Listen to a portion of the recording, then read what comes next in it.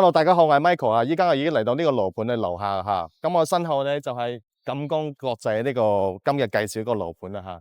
佢係十幾年嘅一個樓齡嘅係一個樓盤嘅，咁佢嘅位置咧非常之中心。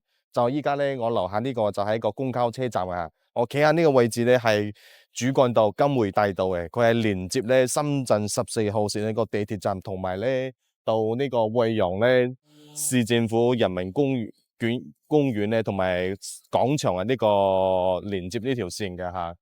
咁咧呢個公交車佢總共有幾條線嘅，5號線啦、168A 線啊，同埋7號線，同埋一個 K2 線嘅。咁同埋 K2 支線呢幾條線咧都係到沙田地鐵口站嘅，去深圳係非常之方便啊吓，同埋去大亞灣都好方便嘅。咁我哋依家事不宜遲，上去呢個花園望一望先。Hello，大家好，我而家上嚟呢個屋苑啦吓，咁呢個咧係天虹商場上面嘅，係呢個空中花園啊吓。咁呢個樓盤咧係由5棟組成嘅，從 A 到 F 棟嘅吓，大家可以睇得到呢度呢個綠化咧非常之 OK 嘅吓。咁咧呢個中心係地段係非常之中心啦。咁我身後呢度咧就一個惠陽最高嘅樓就係一中心啊，大家可唔睇得到？佢上面仲放住一部直升機啊吓。咁呢個位置咧，真係冇得彈啊！嚇，大家可以睇得到，呢個真係一個大城市嘅面貌感啊！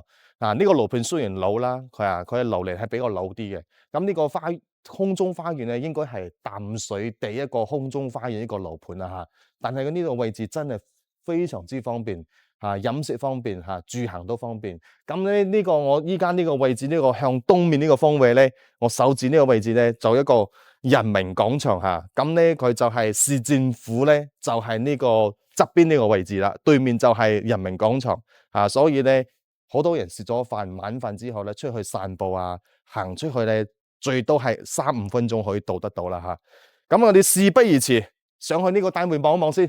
Hello，大家好，我依家上嚟呢個單位啦嚇，咁我呢度係一個入戶門嘅，身後咧仲有一個防盜門啦，佢係雙重兩個門嘅嚇。咁呢個入戶門入嚟之後咧，左邊呢邊係一個臨時房嚇，都可以做書房，或者要朋友啊過嚟咧都可以住一下嘅。依家佢做成一個好似書房咁啦，一個梳化同埋呢度去做到嗰啲書桌啦嗬。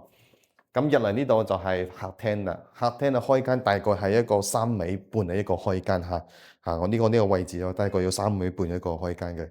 咁咧行前呢度嚟就係餐廳嚇，因為餐廳嘅位置咧，佢呢個位置係好闊綽嘅，係可以坐5-6個人都夠嘅呢個位置，因為佢連住呢個陽台同埋呢個廚房嘅。我哋睇下廚房先啦。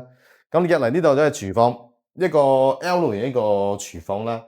咁呢度咧佢放咗一個冰箱嚇，冰箱買有啲大部嚇。其實呢個廚房咧，如果呢個冰箱咧放喺外面咧，係會顯得比較大啲嘅。即係俾呢個冰箱佔到一個位置呵。咁呢度咧佢做到一個櫥櫃嚇，比較簡陋啲嘅，到時都可以換下啦。呢啲櫥櫃都仲 OK，但係就呢個係少咗嗰啲櫥櫃。咁呢度有一個飄窗啦，一個落地窗，可以睇到外面呢個視野同埋景色啊，睇得到呢個採光係非常之好。咁入嚟呢度就係一個陽台啦。呢個陽台係一個全部遮到呢個視野嚇，可以睇得到全景嚇，整個景咧都可以睇得到㗎嚇，大家可以睇得到。咁咧呢度真係衣食住行都非常方便啊！離市場又近，離學校又近，離醫院又近啦嚇。咁你睇下嗰個功能間啦。咁入嚟呢度係一個客房嘅，呢個客房面積係大概有8個平方度嗬。以前嘅房咧，做嘅面積係淨重率比較高啲嘅，所以睇到呢個房間啦嚇，呢個房1米半嘅長，仲要咁闊嘅位置，佢呢度係擺咗一個衣櫃嗬。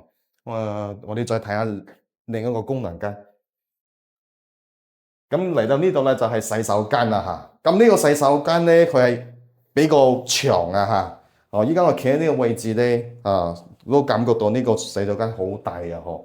佢其實呢度仲可以做一個玻璃呢個玻璃門嘅，可以乾濕分離，但係佢冇做呢度做咗洗手盆一塊鏡啦，同埋咧做咗呢個吊咗電嘅天花啦，我哋睇下另外一個房間。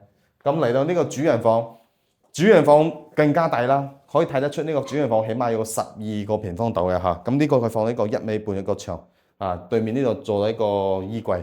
咁呢度仲有一個飄窗啦，同陽台一樣呢個方位，光線係非常之好啊，睇得到啊！依家太陽都非常之採光靚嘅。咁啊總結下呢套房先啊。咁呢套房咧，佢總面積係84.51平方嚇，2房2廳1衛一個廚房嘅。而業主依家報價係32萬，首付2萬就夠啦，貸款30萬，月供係1347。咁呢套房咧係一個好中心嘅地段嚇，惠陽1中心嘅大樓咧，最高嗰個樓咧就係呢層大廈側邊嗰度，所以呢度出租同埋住咧都非常之都好嘅。